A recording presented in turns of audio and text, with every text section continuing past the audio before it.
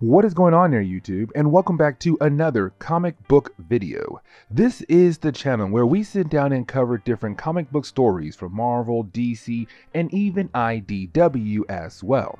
This time we are going to continue our coverage over Brian Michael Bendis Daredevil's run.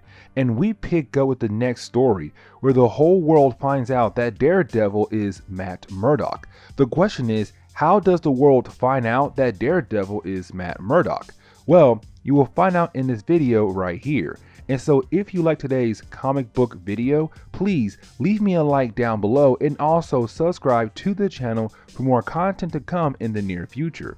If you have any suggestions on books I should read, well, please let me know in the comments below, because you never know, your suggestion could be a future video down the road. But guys, here we go. The next story in Brian Michael Bendis Daredevil's run. So to do a quick review on what we saw in our last video, Sam Silk, this new mob guy from Chicago who was sent by his father to work with the Kingpin and get rid of Matt Murdock, only to find out that Matt Murdock is Daredevil, and the Kingpin knew about that but did not want to do anything. And so Sam basically tried to kill off the Kingpin, but then tried to run the organization of the Kingpin. Except we also learned that the Kingpin is still alive but on life support, and his lawyers told his wife Vanessa Fisk, and to get revenge for her husband, she sent out assassins to kill anyone who was involved in the attempt of killing her husband. And Sam Silk was able to escape, and he ran to the FBI and told the FBI that, hey, Matt Murdock is Daredevil. And so we pick up the two FBI agents greeting their boss, Director Davis, to tell him everything they just learned, which is everything I just told you moments ago, except you have Mr. Davis still wondering why this could not wait until the morning. And this leads to the two FBI agents telling their boss how they learned all of this because Sam Silk ran in here confessing to everything and was hoping he could get some kind of protection from Vanessa Fisk and the assassins that are out there looking for him. Now, the FBI agents know that the Kingpin is not dead because they have a source from the Daily Bugle, and with them talking to Sam Silk, and they were able to piece it all together to get a complete story. That is when you have the agents tell their boss that Matt Murdock is Daredevil. And then go on to say that Sam Silk talked about how that anyone who worked for the Kingpin knew that Matt Murdock was Daredevil, but was told not to touch him, except of course Sam Silk did. And this leads into the agents telling their boss that Sam Silk told them how it was him who put the bounty on Matt Murdock's head. Remember, in our last video, someone put a bounty on Matt Murdock's head and said it was the Kingpin, except the Kingpin said he did not do it. And Matt figured someone was out there playing with the Kingpin's name. And we learned it was Sam Silk and Richard Fisk, the son of the Kingpin, who put the bounty on Matt Murdock's head in the first place. Except this leads to them discussing how a lot of things do point out that Daredevil is Matt Murdock. How apparently a while back, a lot of his assets were frozen and his legal practice was brought under a serious investigation. Then suddenly everything was okay again. And this leads to them going on explaining how Elektra is a well-known person in the world as being the Kingpin's right-hand assassin who used to date Matt Murdock in college. And when she died by the hands of Bullseye, there was a puddle of blood in Matt Murdock's apartment. And then finally, Matt Murdock files are tightly secured by S.H.I.E.L.D., which is telling them that Matt Murdock is Daredevil. Now you have the director basically tell his agents to get all of their paperwork together and lock up Sam Silk, telling us that Sam Silk is done for unless he gives up his father, who's a Kingpin in Chicago, and tells his men to forget about Daredevil being Matt Murdock since his files are secured by S.H.I.E.L.D., meaning that S.H.I.E.L.D. could come in here and make the FBI drop the whole case against Daredevil. Also, that no one else in the office needs to learn about how Daredevil is Matt Murdock.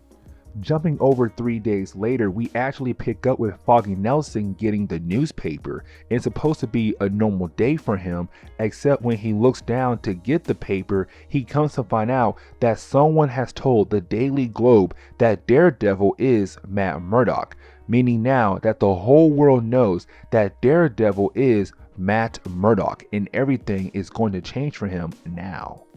Then the story shifts over to Matt Murdock as we see him right now in bed just waking up, except he hears the voices of the people outside and there are reporters waiting for him and they want to know if it's true that Matt Murdock is Daredevil, because that is the word on the street. The Daily Globe is reporting that Matt Murdock is Daredevil, and we see Foggy Nelson arriving at the home of Matt Murdock and has to fight his way through the crowds to get inside to discuss what is happening with Matt Murdock's life.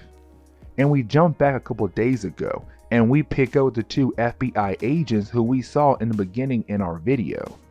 And we see the two FBI agents discussing how they knew that their boss would just let this Daredevil thing go, and telling us that it was not Director Davis who went to the Daily Globe and told them about Matt Murdock.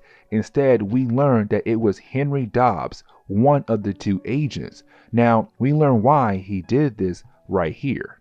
We learned that Dobbs apparently has some marriage issues, also the fact that he has some money problems as well. And so with that being said, we know that his home life is not the greatest at the moment. And you can tell he is trying his best to fix all of his problems just down on his luck. And this leads to him going on to the home of Matt Murdock to see if it is true that Daredevil is Matt Murdock, except the only thing he sees is Foggy Nelson leaving the home of Matt Murdock. And so he goes to the office of Foggy Nelson and Matt Murdock to see if maybe he can catch up to Matt Murdock there, only to find out that Matt Murdock is not there at the moment either. And so he decided to go back one more time to the home of Matt Murdock to see just maybe he will this time catch Matt Murdock coming home as Daredevil, except he sees Black Widow actually coming and leaving from the home of Matt Murdock. And this is telling Dobbs that this is more proof that Matt Murdock is Daredevil if you have Black Widow coming and leaving your home. Also the fact that Daredevil and Black Widow used to date a while back. Except you have Dobbs go back to his office where he sits down and thinks about what he saw last night. And then he finds an article that tells him that Black Widow and Daredevil caught Stiltman the night he was at Matt Murdock's home. But you have Dobbs go to a payphone and call up someone who works for the Daily Globe. And he tells this person on the phone that he knows who Daredevil is. Now getting back to the present day, we pick up with Matt Murdock and Foggy Nelson talking about their new problem. And this is something we have seen a lot in Daredevil comics, where you have Foggy Nelson tell Matt Murdock he needs to retire. The reason why, because this is an endless cycle of violence in Matt Murdock's life. Every once in a while, something happens to him in his life or the people close to him.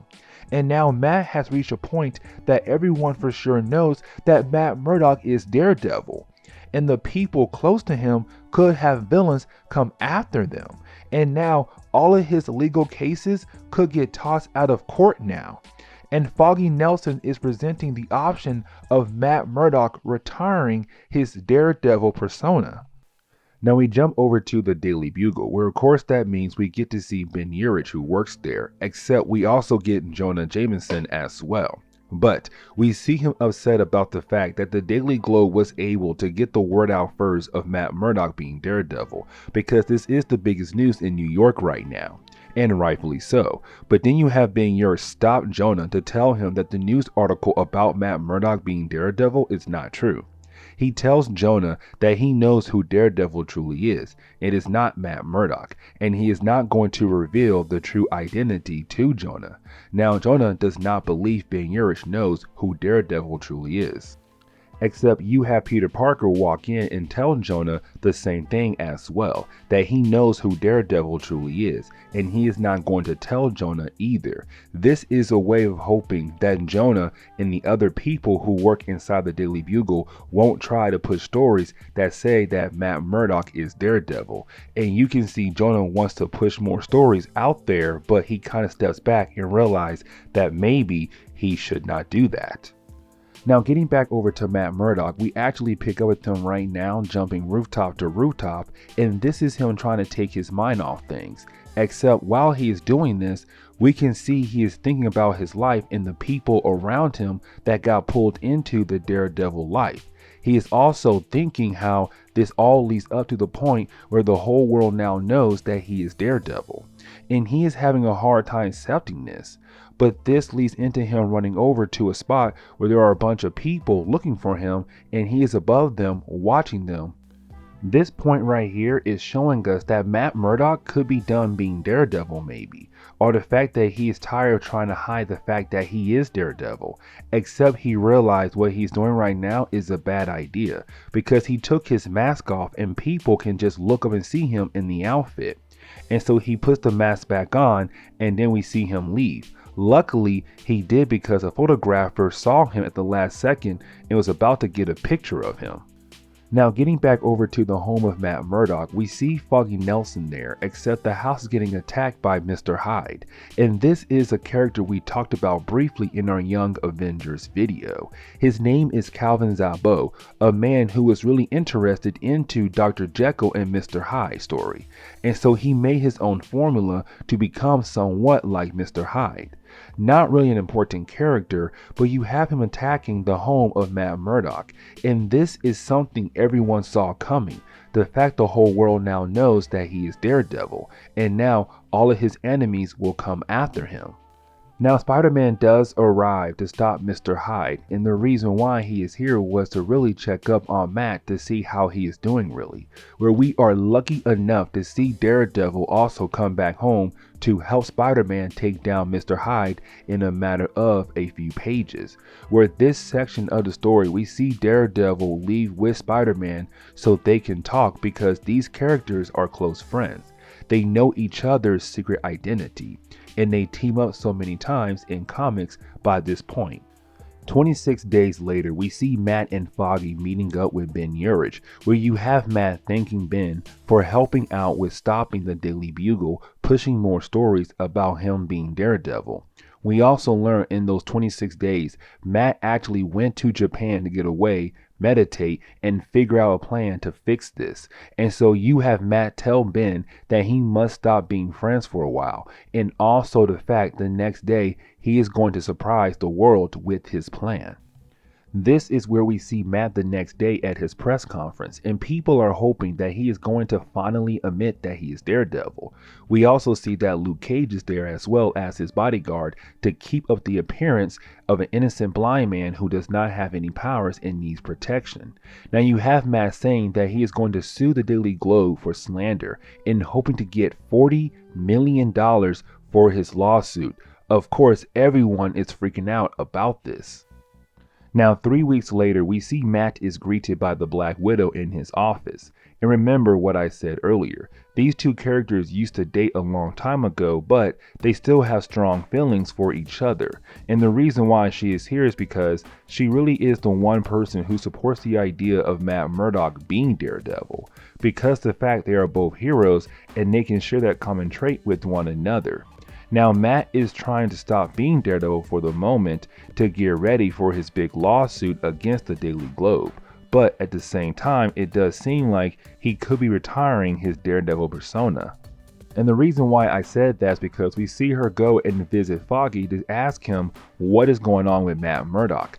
Why won't he put on the Daredevil outfit? And you have Foggy tell her that it is a great thing that Matt Murdock is not putting on the Daredevil outfit, because Foggy brings up the endless cycle of violence in Matt's life.